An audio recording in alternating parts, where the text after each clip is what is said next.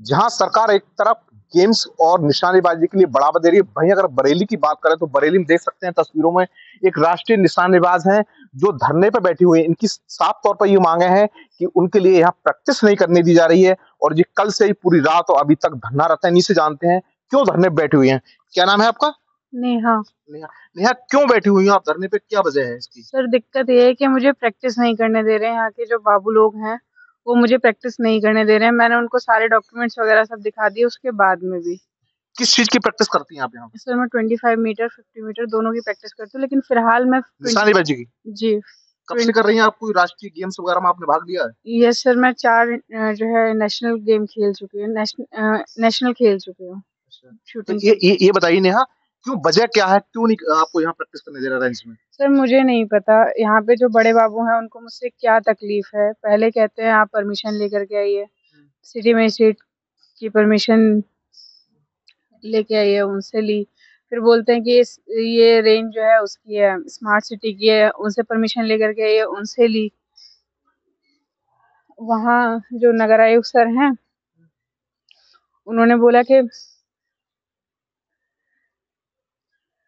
ये जो रेंज है अभी तक हमने, मतलब ये यहाँ हम परमिशन देने के लिए नहीं बाध्य हैं। यहाँ पे जो परमिशन आपको मिलेगी या तो राइफल क्लब से मिलेगी या फिर जो ये डीएम ऑफिस है वहां से मिलेगी, वहां से या सिटी मजिस्ट्रेट सर से। तो उन सर ने, जो नगर आयुक्त सर हैं, उन्होंने उनको लिख दिया सिटी मजिस्ट्रेट सर के लिए।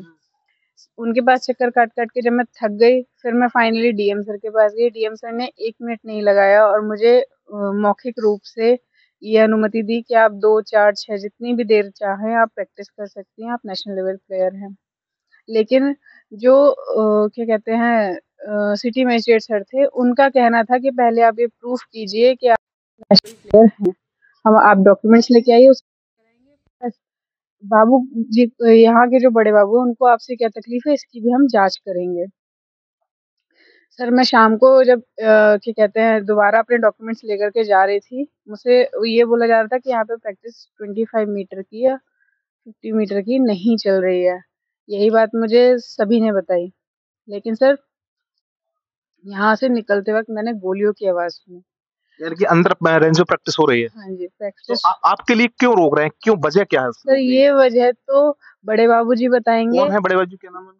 दिलीप दिलीप कुमार नाम है उनका। हाँ।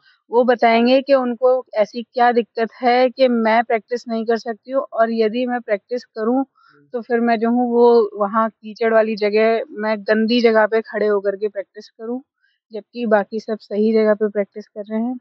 बराबरी से या तो सबको प्रैक्टिस मिल रही है तो मुझे भी मिल जाए। मैं एक ऐसा नहीं है कि मैंने जो है कोई छोटा-मोटा गेम खेल के स्टेट या प्री स्टेट खेल करके मैं आ गई हूँ, इधर-उधर कहीं मैं निशाना मार दूँगी, ऐसा नहीं है सर। मैंने 4 बार नेशनल खेला है, इंडियन टीम ट्रायल्स में भी रही हूँ और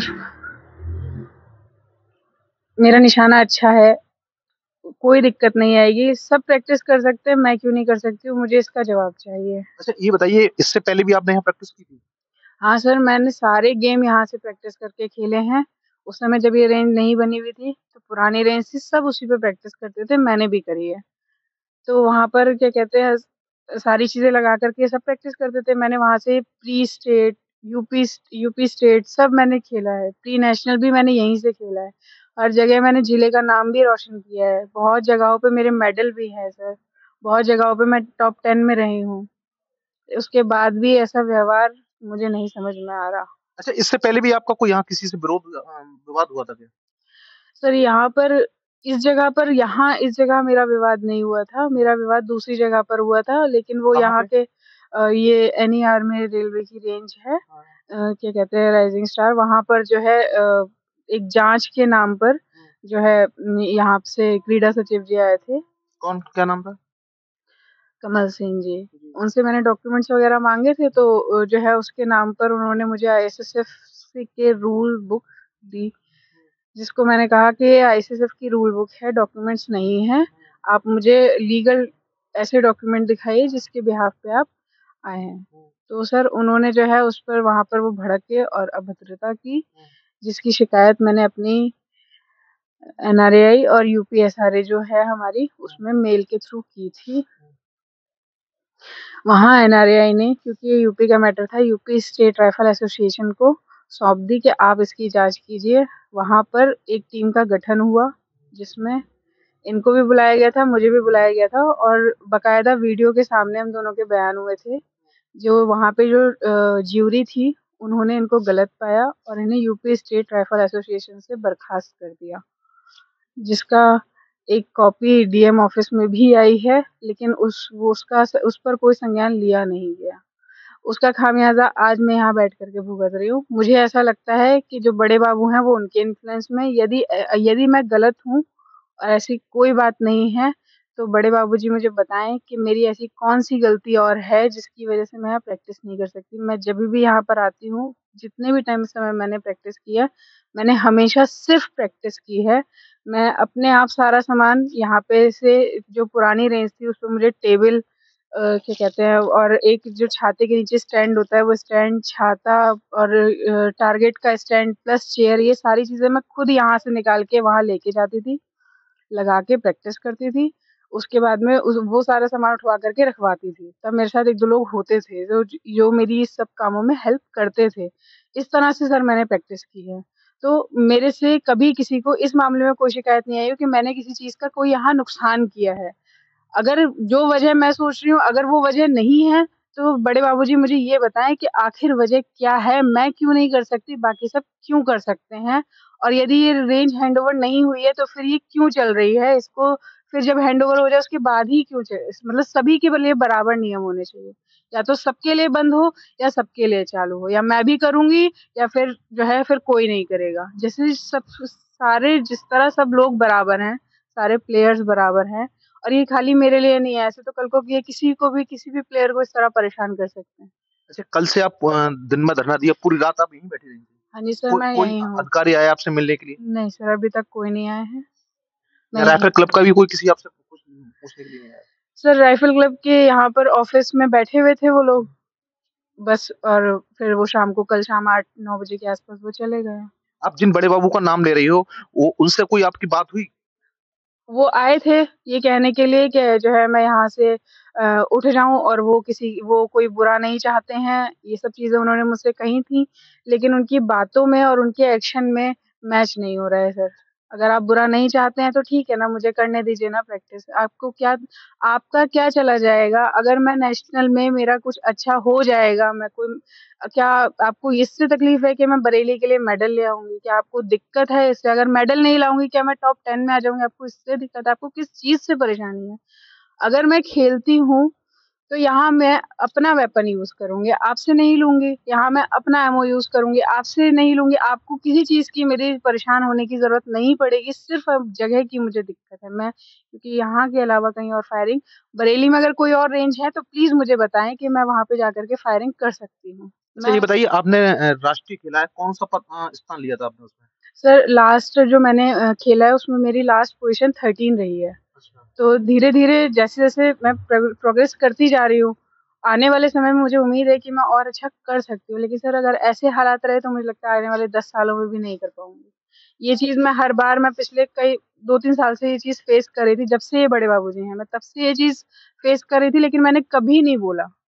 ऐसा नहीं है कि शायद उस कांड की वजह से, मुझे लगता है इनको मुझसे बस दिक्कत है। अच्छा, पहले जो बड़े बड़े बाबू ही पे ही आप आरोप हैं, क्या और लोगों पे भी हैं? बड़े बाबू पे मेरे मेन हैं, क्योंकि वो मुझे बस घुसने ही नहीं दे रहे हैं। मैं चाहूँगी कि बड़े बाबूजी से पूछताछ हो कि भाई मैटर क्या है? क्या चाहते हैं? उन्हें किस चीज़ से तकलीफ़ है?